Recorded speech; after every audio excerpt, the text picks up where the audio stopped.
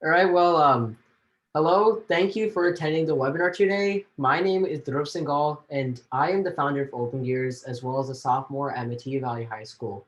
And I want to thank you guys for coming today to watch today's webinar. It's great to see that many of you are interested in listening to the speaker today. And I believe that through this event, you will learn a lot about one of the career paths you can take in STEM.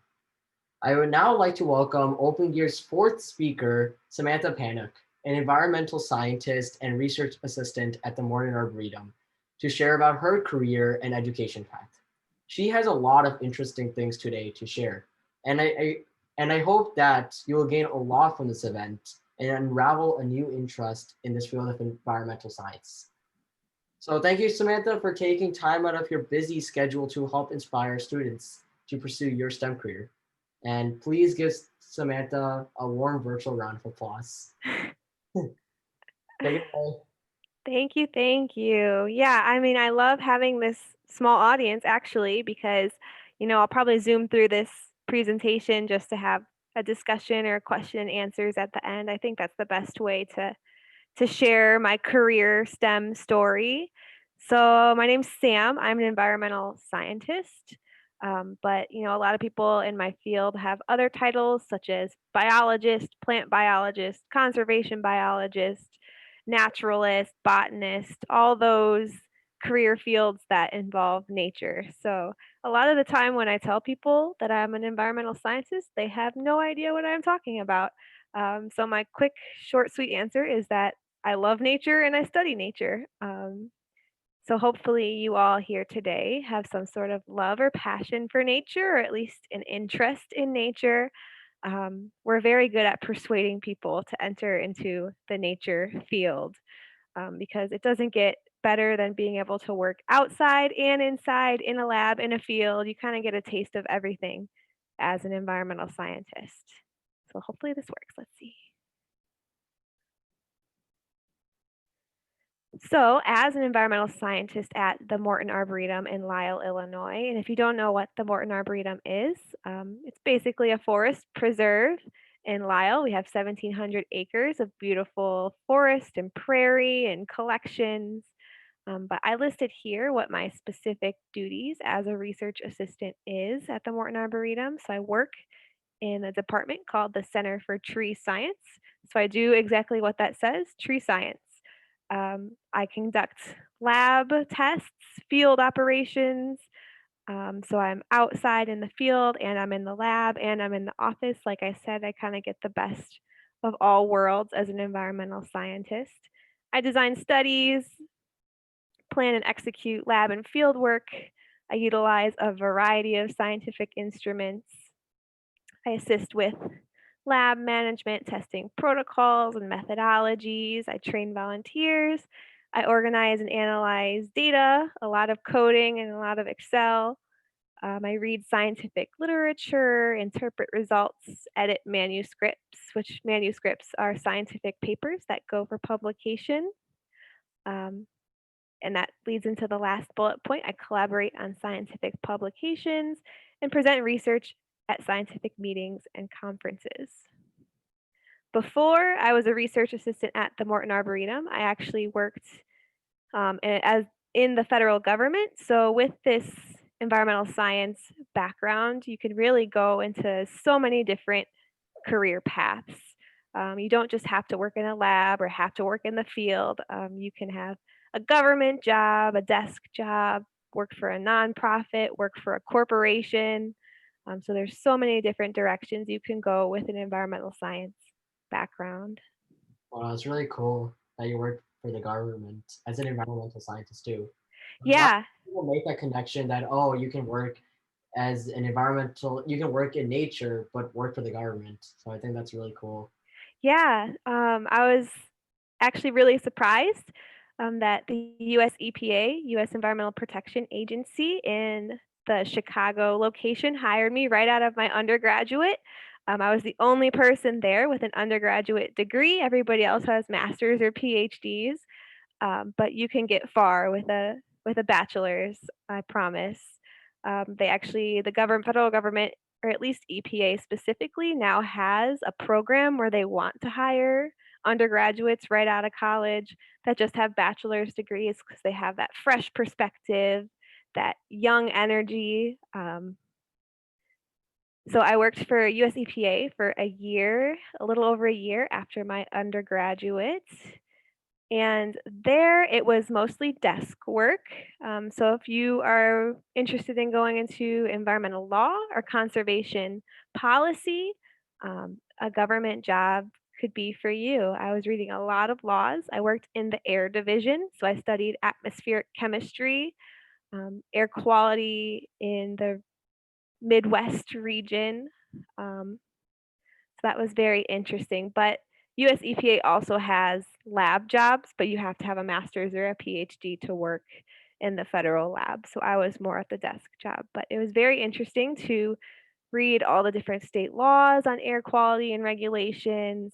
I got to interact with a lot of corporations that are not abiding by air quality laws and kind of hearing their perspective on business and money making, and that conflict that we have between balancing the economy and the environment. So it was a very interesting time there, but I missed working out in the field and getting my hands dirty. So that's why I came back to the Morton Arboretum.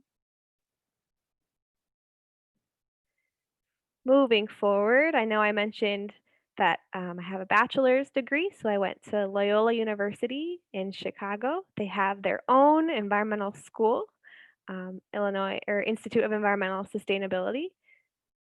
I have a bachelor's degree, Bachelor of Science in Environmental Science, and I actually double majored, so I have a Bachelor of Arts in Environmental Policy and then a minor in Environmental Action and Leadership. That's a mouthful. But I promise it wasn't as much work as it sounds. I always believe that science and policy, especially in the environmental field, go hand in hand. So it really wasn't, I mean, it was hard work, but it wasn't too difficult to pick up that double major because you need to know both um, to really make a big difference. At least that's what I felt. So how did I get into this field? In high school, I took earth science and horticulture classes, and I just fell in love. So I was very lucky to figure out what I wanted to do at a younger age in high school. But I had a lot of friends in college that entered undecided for their first year, took a few earth science classes, and then declared their major with the Institute of Environmental Sustainability. So sometimes it just takes a few extra courses to figure out what you really want to do with your career. I applied to universities all in the Chicago area. I'm from the Chicago suburbs and I really wanted to have that city life. So I did not apply to any out of state schools, but I just researched what Chicago area schools had really good environmental programs. And then Loyola just has a beautiful campus. So I chose there, even though it's slightly expensive. But I had, DePaul on my list, UIC, University of Chicago, Northwestern, all of those Chicago area schools. A few examples of courses I had to take in college: evolutionary biology, hydrology, which was actually one of my favorite classes. It was in the environmental engineering department. So that's a whole other career path you could also take. Take your STEM career the engineering way instead of the science way, even though they both collaborate all the time. We have engineers at the Morton Arboretum. So if you're interested in an engineering career, you could go environmental engineering. So you get nature and engineering in one. Ecology classes, lab classes, statistics, advanced writing. Ornithology is birds. I love birds. I'm a crazy bird lady. So if you have any bird ID questions, I'm happy to help with that. And environmental law policy classes to satisfy my bachelor's in environmental policy.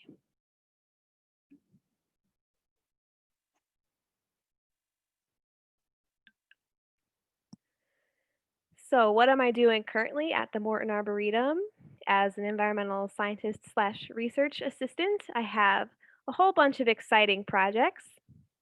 The first project is called the Tree Observatory Project.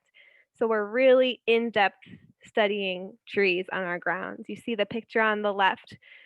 We have a whole bunch of sensors attached to one tree, and we have all these sensors attached to multiple trees all around the Arboretum. I don't know, can you guys see my cursor?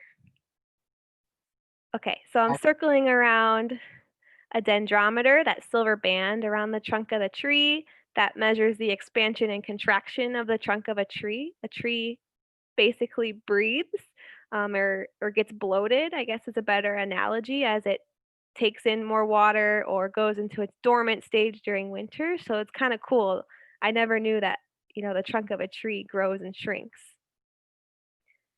Other sensors we have is sap flow, so measuring how fast water is moving through the trunk of the tree. We have our smallest drone on the bottom left right here. Our biggest drone is about 6, 7 times bigger than that one. So we don't have the exciting drone in the photo, but the person next to the drone is our engineer, so he leads the drone lab. We have a microphone here because we listen to ambient air sounds around the tree as well as listen to the insides of the tree to listen to insect infestation, branches that break on the top of the canopy that we can't see, things like that. And then we also have our soil scientist here. You could always go into soil science. That's its whole own category of environmental science. So you can study the earth beneath us, the ground beneath us, but we take soil samples and analyze things for nutrients, water availability, things like that. Yeah, so I had a quick question. So, like, as an environmental scientist, do you touch on all aspects of environmental scientists from science like soil studies to water to air? That's a great question. So at the Arboretum, we have basically one or two scientists in each of those divisions. We have a root biologist, a soil biologist, a conservationist. So we get to collaborate all the time, and I get to dip my toes in all of those different parts of environmental science. But there are places that you can go where you're strictly studying soil and nothing else, or you're strictly studying roots and nothing else. But as science develops, we all just want to collaborate because the more the merrier, the more brains the better. But yeah, you can choose a path where you can even get a degree specifically or a PhD specifically in root science or soil science, things like that. So you're just working in the specific subunit of tree science, right? hmm Okay. Yeah, and so my lab just studies trees, but then in the Morton Arboretum, we also have scientists who study prairies or scientists who study grasses. So there's all different aspects of nature that you can study, not just trees. There's people who study ecosystems in mountains versus, ocean when you have uh, oceanic biologists, things like that. But we strictly study trees, and there's more than enough things to research with just trees. This is also my little plug. We have a talking tree at the Morton Arboretum. It's called the tweeting tulip tree. There's the little handle right there. If you guys have Twitter accounts and want to follow a talking tree, it tweets about all the different data that's coming from all of these sensors in the photo on the left. And it's just a fun way to bring science to life. How'd you end up creating that? May I ask about that? Yeah, I love science communication and public outreach and sharing science with the public. So we found a few talking trees in Europe. There's some Twitter accounts for talking trees in Europe, and we kind of just copied that idea. We collaborated with our people in Europe, so we didn't just steal the idea. But yeah, it's working out well so far. But we want to grow our followers, so we have a Twitter account. Please Yeah, go follow it. go follow this, guys. Definitely. Awesome. The last major project that I'm working on, like I said, I come from EPA Air Division, so I am always thinking about air quality issues in our region. So I'm bringing that to the Morton Arboretum, and I get to purchase a whole bunch of cool air quality sensors and monitors. And I've gotten permission to place them around the Arboretum to measure air quality on our Arboretum grounds because we are right next to I-88, which is a major highway. So I want to study the effects of car pollution from the highway on our forest preserve. So a perk about this position is I can just be walking around and think of a question that I want answered. And I just bring that to my boss, and he's like, "Great, go with it. Here's a budget. Give me your ideas and proposals." And I just get to have fun with science, um, and be curious and answer questions. Yeah, I think that's great. Like, if you have a question that pops up, definitely take initiative and go explore it. Exactly. That's basically the definition of being a scientist is you're always curious and you're always asking questions. Are you currently working on the research project with the highway and the air quality stuff, or is it like something that you've done in the past?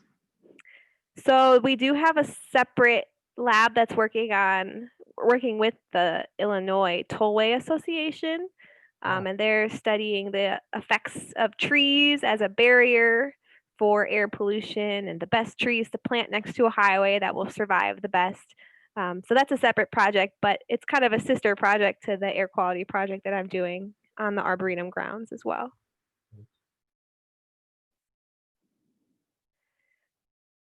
Moving forward, just to mention some skills needed to be in the environmental field, be willing to work outside in various weather conditions. I'm kind of like a mailman. If it's raining, snowing, sleeting, hailing, thunderstorming, you'll probably find me out in the field until one of our rangers yells at me that I need to be inside because it's unsafe. But in the negative degrees, I'm usually outside as well. So be prepared for that if field work is something that you're interested in. But I love being outside, so it doesn't bother me too much. Good communication skills because you have to present your scientific research or do things like I'm doing right now and just talk about your career. Be good at data analysis or understanding statistics. Like I mentioned, I took a few statistics classes for my undergrad where I learned advanced Excel, coding using R. I listed Mathematica. I don't know Mathematica, but my boss does, so I might learn it soon. The more the better. Tree plant ID if you want to work in the nature field. Lab safety, but you'll learn that in high school and in undergrad.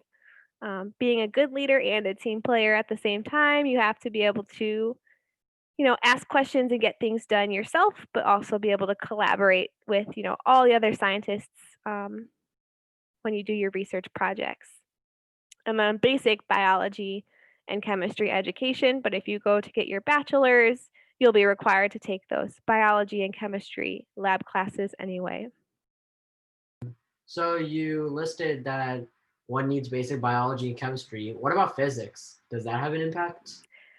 I actually did not take any physics classes in my undergrad. It was not required, so it might vary from school to school. Um, Obviously, the more diverse background you have, the better. But yeah, I'm not good at physics, so I'm happy I did not have to take physics. Just asking if it had any impact on like. hmm And actually, the Loyola program when I went didn't require basic biology and chemistry classes for the environmental field because their environmental field focus was more applied science. Um, but I took biology and chemistry classes on my own because I knew they were going to be super useful down the road. Mhm. Right. It's a perfect connection to environmental science. Exactly, yeah. And then, I mean, for my biology class, I went to Loyola's like a nursing doctor school as well. So you kind of had their biology was focused on human biology. And I was like, I don't care about humans, I care about plants. No. But so yeah, definitely keep that in mind while you're searching for schools to go to for undergrad. So I think this is my last slide. My advice for you, if you want to go into the environmental field, hit the ground running and build up your resume. I think that's what helped me get my job at USEPA for the federal government, and also helped me get my job at the Morton Arboretum.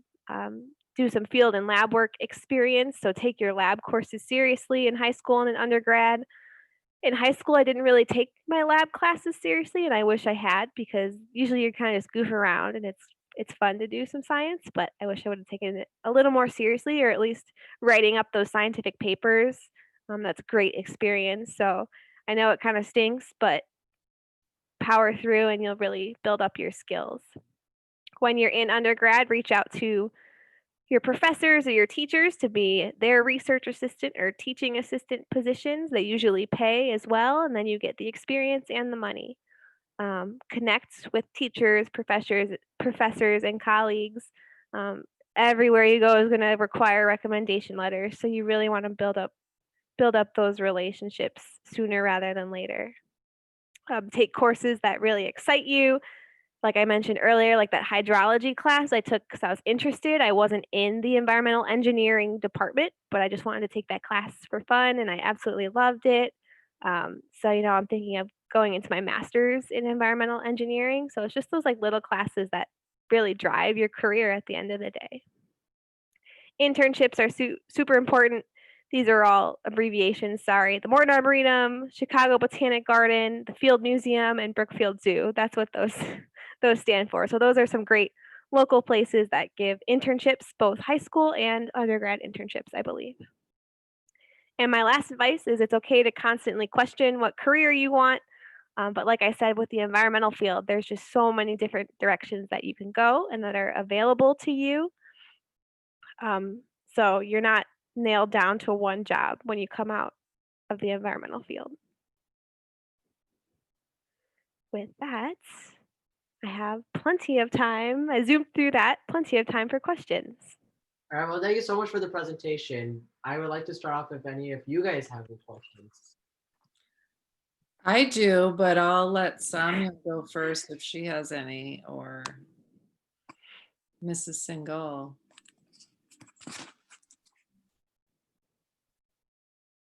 Seeing Or I that, can ask mine now too. As I say, I'm an open book, and I'm usually a super honest person. Like if you ask me about my EPA experience, I will straight up tell people I hated it, but I don't want to discourage others from going into the government field. It's just my personal preference. So I'm an open book and very honest. So if you have any questions. yeah, that's what I was gonna start off with. If like you could talk a little bit more of what you did under the government. Sure. So yeah, I was in the air division, but EPA has land division, which manages Superfund sites. I don't know if you know what those are, but they're like super polluted locations that U.S. government basically has to clean up because they're not even livable. We have our water division, so those folks dealt with what happened in Flint, Michigan, and they handle air or water quality issues, especially with Lake Michigan being our border. And then there's the air division, which I was in. I actually did not have any air quality science background when I got hired in the air division, and they knew that. But I told them I was a fast learner, and they were impressed with my background in just the basic environmental science field. So I basically got laws from each of the Midwest states. We had 5 Midwest states. I'm not going to try and list them right now because I know I'm going to forget them. But they submitted their air quality regulations and laws to us. So each of the states manage their own corporations, big factories, and what they produce. And then they submit those regulations to the federal level. So they're approved at the state level, and now they have to be approved at the federal level. So it was my job to say, yes, good job, states. Your air quality looks good. Your regulations are nice. Or I deny them and say, no, your corporations are still polluting like crazy. You're not following federal laws. So it was kind of like lawyer work, which was really interesting. Have they ever retaliated at you for not? Oh yeah, it's a long process. It's a slow process or slow job, I guess you could say. There's a lot of back and forth between the state governments and the federal governments. But it's a really important thing to do. And that kind of leads me to the next question. Does your work involve with trying to solve climate change or trying to like alleviate the situation? Did you ask if my work like addresses climate change basically? Yeah, does it address climate change? So the Morton Arboretum as a whole has come up with their updated strategic plan. So what we want to do, like our main objectives or goals as a place or as a company or as a nonprofit. And one of those goals is to address climate change. And our specific department, the Center for Tree Science, most of our scientists mention climate change in some sort of way in their research. because trees are the future. Trees clean the air that we breathe, give all sorts of ecosystem benefits. So we have to protect trees, protect nature to combat climate change in many different ways. So, yes, we do keep that in mind all the time and Yeah. how we can apply our research to climate change. I was going to add that, yeah, they're studying how trees will fare and which trees might fare better and the Hmm. expected conditions and how we can keep them healthier as these changes come, but prevent them hopefully. Exactly. They know all the nitty gritty of what they're doing for that, and I don't as well. I know phenology is part of it, and the new tree Hmm. monitor branch and the youth volunteers is contributing to some of that in the forest ecology side of your work. Right, like you said, trees are the. That also leads me to my question. Are you guys hearing me okay? It's a little in and out for me, but it might be my computer. Okay.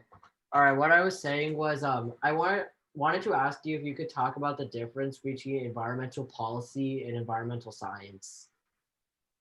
Sure. So, science is basically those biology, chemistry, sometimes physics, naturalist, botany classes. So those are science is what asks the questions, goes out and collects the data, analyzes the data, and comes out with a conclusion or an analysis.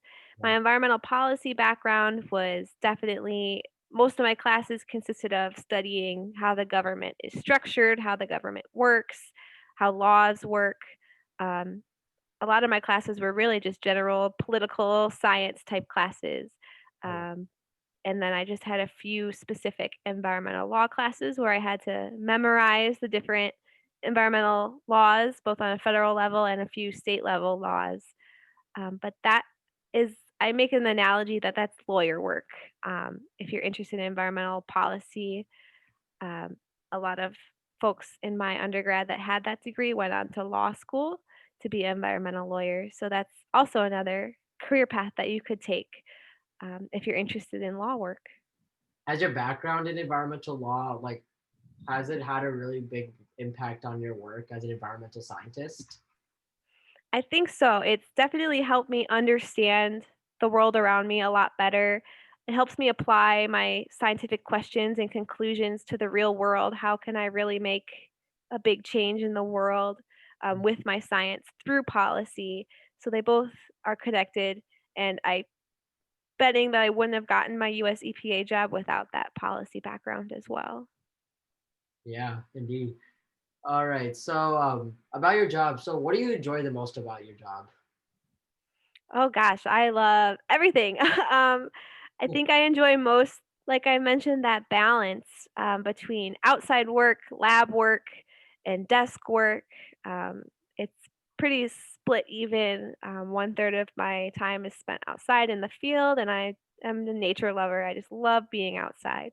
And then I also love lab work. I think it's cool, put on that white coat, goggles, and gloves, and Right. mix up some chemicals and see pretty awesome things in the lab. And then my desk work is usually just looking at data. But as much as I hate coding, it's also kind of fun when it works. Right. Once you get struggle through the mishaps of R or coding in Mathematica or Python or whatever folks are used to, seeing that final graph or something work is pretty fun. Do you Uh, mind touching on what R is? Sure. R or R Studio is a statistical analysis software. So I think it uses Python language.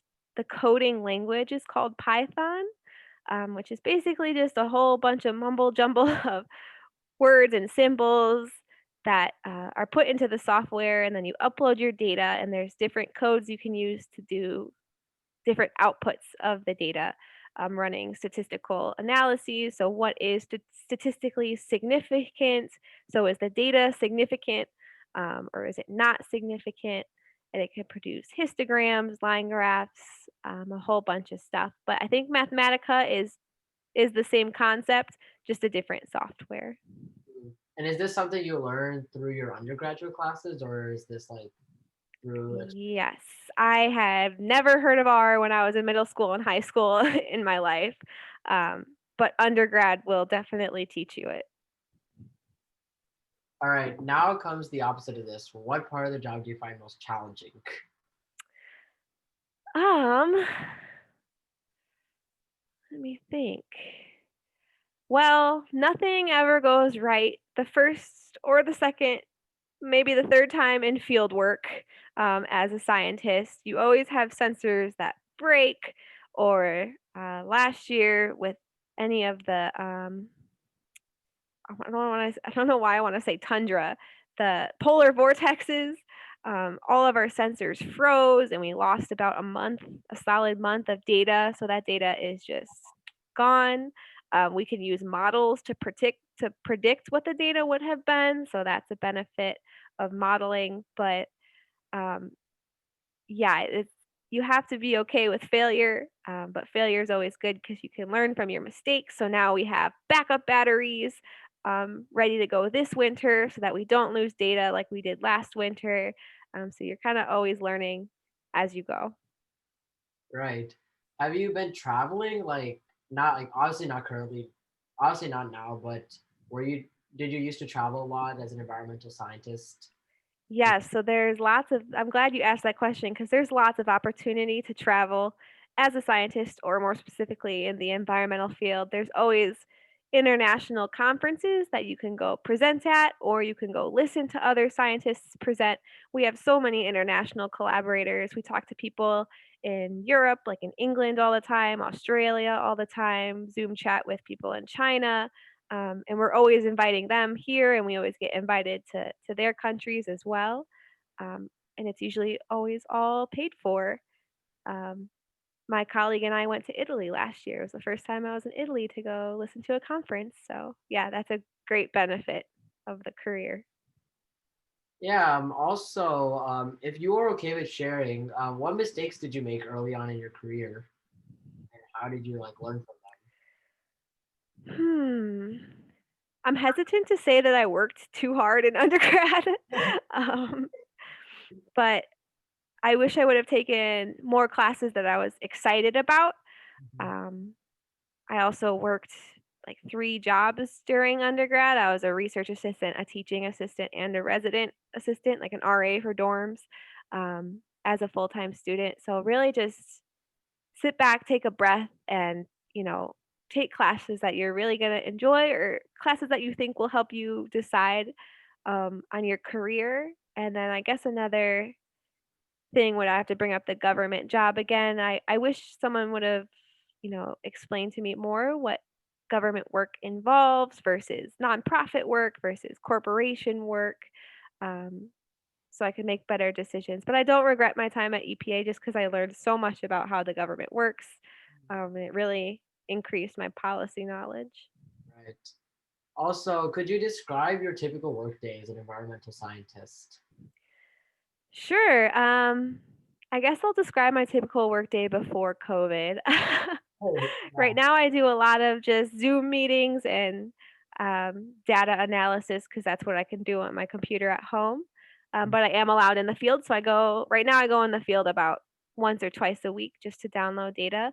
But yeah, my typical day would be coming into the office, checking some emails, doing some admin work like budgets and expense reports, just stuff like that. Mhm. And then I spend about 50 to 70% of the day out in the field. I go check all of my sensors that are on the trees. I download data onto my laptop, install anything new that needs to be installed, or configure anything that's gone out of whack. And then I come back into the office and spend the rest of the afternoon downloading all that data and starting to analyze it. Mhm. Yeah, that's great. Um, Now my next question is, could you just explain some of the projects you're working on currently and some of them that you finished up in the past? So I don't think I have any complete projects.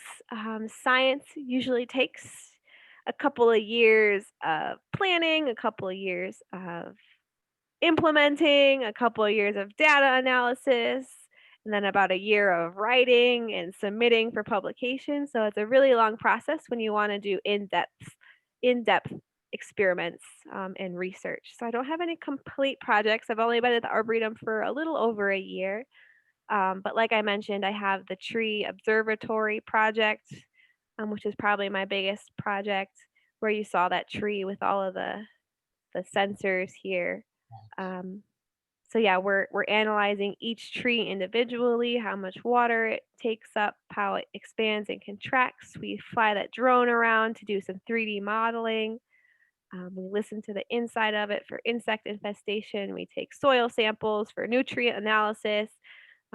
We currently installed root cameras where we drill a hole and install a clear pipe and send cameras on there so we can snapshot images of their roots and how they're growing, how they're dying, how they're expanding. So really just studying everything we can about these trees and how they're changing as the climate changes. Right. And we have a question in the chat too. If like you could explain what the vegetable barrier experiment was like, or is like. That the vegetative barriers, this last one down here. Yeah, that one. Yeah, so that is also an ongoing project. That's a sister project to my air quality study. So like I said, I had permission to put some monitors on our grounds so I can analyze our air quality in our forest preserve and how that highway is affecting the air quality on our preserve. But we're also working with Chicago Public Schools because a lot of the locations of Chicago Public Schools are along major roadways as well. So these children and students are being exposed to vehicle pollution. So we're studying how different species or different types of trees can block, kind of be a barrier, can block air pollution from the roadways. So we're figuring out what best way to plant the trees and what kinds of trees to put between the road and the schools. So that's just started actually, uh, but I'll keep you updated. Yeah. What would you do differently if you could go back in time? I think I would take more environmental engineering classes. Not to be an overachiever, but like I said, how the environmental science and environmental policy kind of go hand in hand. But as I'm going more in depth in my career as a scientist, I've also learned that engineering also plays a major role in this as well. So I'd love to up my engineering expertise. So does environmental engineering consist of just devising products that like help you with your research? That's one way, yes. We actually work with a few engineering students at different universities now, and that's exactly what they do. They design solutions for us. They design different sensors that are more affordable or easier that we can make in-house instead of purchasing it from thousands of dollars from an international company, something we can build ourselves. So they're very great with that. There's, mechanical engineering, electrical engineering, environmental engineering, but all can have some sort of environmental factor to them. Yeah. And then there's hydrology, which is kind of like a water environmental engineer. So they design like sewer systems and dams and things like that. Right. Um, all right. So why did you choose to work at the Morton Arboretum? What inspired you about the Morton Arboretum to come here and work? I guess this could be a plug for the Morton Arboretum's internship program. While I was an undergrad, I was hired as an intern for the summer as a sophomore of my undergrad, and I just absolutely loved it there. It was hands-on experiment. I did field work and lab work, and I honestly felt like I learned more in that summer than I ever did in a classroom for my 4 years of undergrad. So really diving into the field work and lab work and getting your hands dirty, you can really learn a lot. So I always knew I loved it at the Arboretum. And so when I was looking for a switch from US EPA, I saw that they were hiring and I came back. That's really cool. All right, now we're coming down to our last series of golden questions. So in order to be an environmental scientist or work in environmental law, what should students be focusing on right now? Like what courses in high school or college? Like what volunteer opportunities and internships? Yeah, I know for high school, you really don't have too much of a choice or a selection on classes, or at least from what I remember. Um, but in high school, I took earth science, I took biology and chemistry, which are probably just required to take anyway. Horticulture, which is basically studying plants in a greenhouse. Um, florist, flower design teams. I was in the horticulture club as well. So any after school activities, if you can join clubs or anything that emphasizes science or the environmental field, that'd be great. National Honor Society, Science National Honor Society, things like that are great on a from high school on your resume. Um, yeah, and then undergrad, there's always research assistant opportunities to work as a research assistant for one of your professors. So then you get that lab work experience. Or if you want to be a teaching assistant, you can help teach a lab, which I always think teaching something helps you learn it even more. Exactly. Um, and like I mentioned, all the local places around the Chicago area, like the Brookfield Zoo, Chicago Botanic Garden. We collaborate with them all the time, and they have amazing internship opportunities as well. So I know that like by talking with others, asking like to pursue an internship may be quite daunting. So like could you explain as to like how what steps can students take to pursue an internship? Yeah, it is daunting, especially when the deadlines come a lot faster than you think. You don't really know how to find the application on their website. Um, but yeah, I would just say start early. I would go for a summer internship so that way you're not in school and working an internship at the same time. So a lot of these places offer summer internships. Right now, most of them are virtual, so we'll just have to work with what we have. But start early. Most of internships applications open in December. So even though it's for the summer after, most applications start in December, and you have about December and January to submit those applications. So as long as you start early, that gives you time to get your reference letters from people that you've made connections with, as long as edit your resume up and fill out that application in time. And a lot of times your school, your department, or certain professors could help suggest internship possibilities for you depending on your field. But yeah, she's right. Just always look for that early deadlines, because Mhm. once you pass deadlines and stuff, they've already got so many applicants, you're going to be out of luck. So you got to be on top of that, finding out what are your possibilities, which institutions, and then when their deadlines are. Yeah, exactly. You gotta start early. Mhm. Mhm. Yeah. And then my last question is, because you're here, it makes most sense to ask you, what's your favorite This is tree? for the mark. Sorry, what was So that? What's your favorite tree species? Oh gosh. I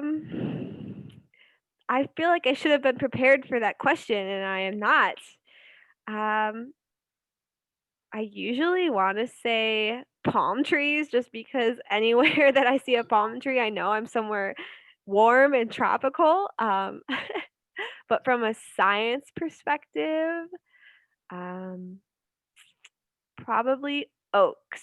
Um, and that's not just because oaks are probably the priority tree species of the Morton Arboretum, but oaks are any of the trees that you see with those huge bulging branches. They have pretty thick branches. That's usually an oak tree. If it's right now without its leaves, it looks like something out of a Halloween horror movie. But I think oaks are just so big and strong, and their leaves are beautiful. And oak is the national tree of the United States, which I think is pretty cool as well. All right, well, does anyone else have any questions?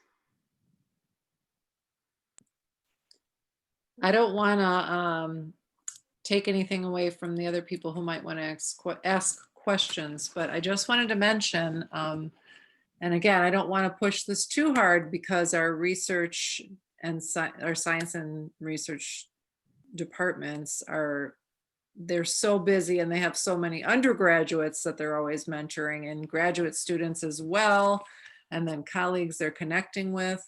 But sometimes there are some high school opportunities that they have. And a few of our youth volunteers have kind of done a dual thing where they've also done these small high school level projects.